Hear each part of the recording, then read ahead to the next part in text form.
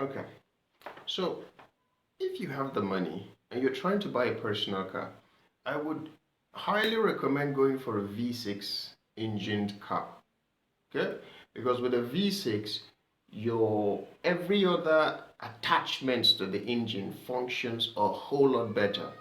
When you turn on your engine, for instance, on a V4 or a 4-plug vehicle, you find that there is, for some cars, by the way, not every car, you find that there's a noticeable shift in how the engine sounds or the weight of the vehicle when you pedal. In fact, one time with my own vehicle, whenever I turn on the AC, the thermometer literally goes a little above the middle point, right? Almost like there is a weight on the engine. There is a very heavy weight on the engine that the engine is not able to, just run smoothly.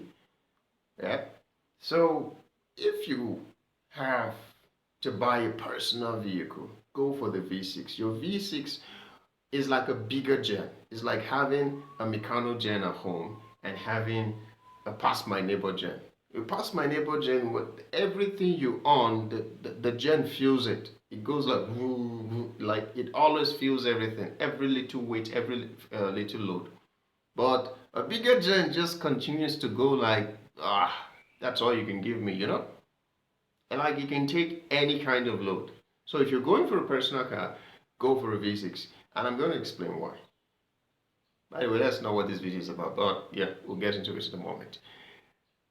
When you have an engine with, let's say, a 2.4 liter engine, the V6 version of that engine is going to be 3 liters engine.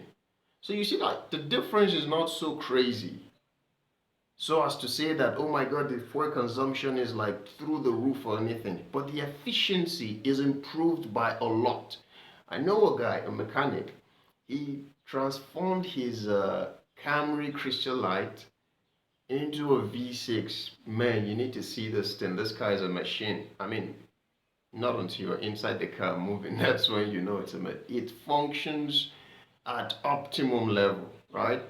It functions so good. There is nothing that feels like when you matching the vehicle, you don't feel like there is a weight, like it's trying to pull itself up the hill or no. It just goes, man. It just.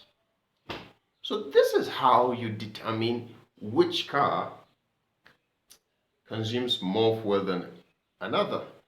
Not too long ago, I saw certain post, I think it was on Facebook, where some people were trying to compare. Like, okay, between this and this, which of this car consumes more fuel? Between this and this, which one? And everybody was giving answers based off of their own experiences. But that's really not how you should do it. The one very specific and most efficient way to check what car consumes the least amount of fuel is to check the liters of the engine. When you go to buy a car from Gigi mostly, or from, well, Gigi, I guess. Most times on Gigi you find that information, but if you don't find it, you can find it any other place on Google and any online, basically on the web. Check for the liters of engine. That's how you know the consumption. Now let me explain it like this. Your Corolla engine has a 1.8 liter engine. 1.8 liter capacity of an engine. Oh boy, I don't know how to say that, but it's 1.8 whatever. The engine is 1.8 liters. Okay? And then your EOD, as your Honda Accord, has a 2.4 liters.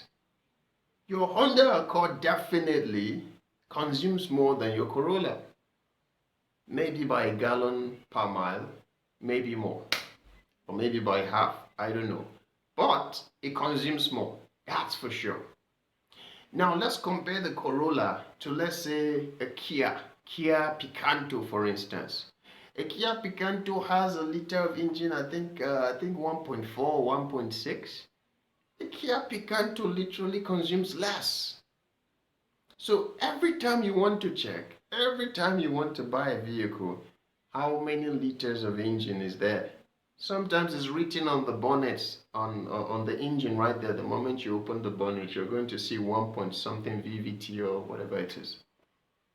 That tells you the consumption rate.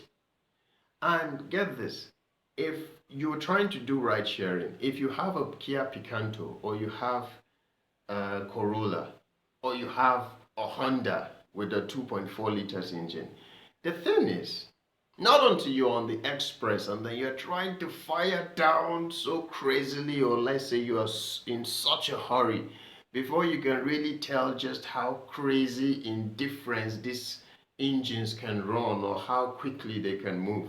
Because your Honda will dust your Corolla any given day because the engine is powerful, the engine is bigger, it's stronger, the combustion is better, right?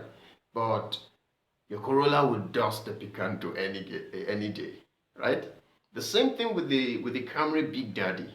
The Big Daddy has a 2.4 liter engine, so the consumption is more. So if a person is using a Corolla for the hustle, another person is using a Big Daddy for the hustle, you find that there's a difference. There's a difference. Your fuel will finish faster, but then your car will move faster. Unfortunately, you're not always on a road where it allows you to really move that fast. Okay? There are some roads where you just can't go beyond 60.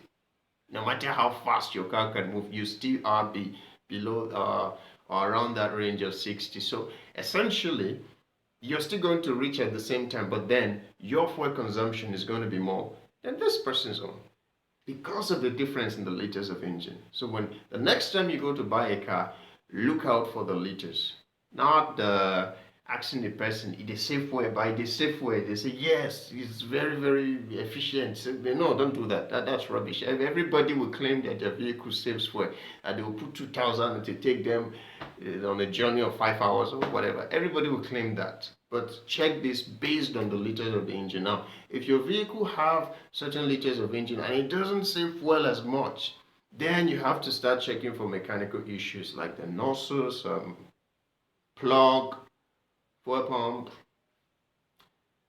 yeah, and the rest. Okay, so that is how you check. The liters of the engine tells you the consumption of that vehicle. Plain and simple. All right.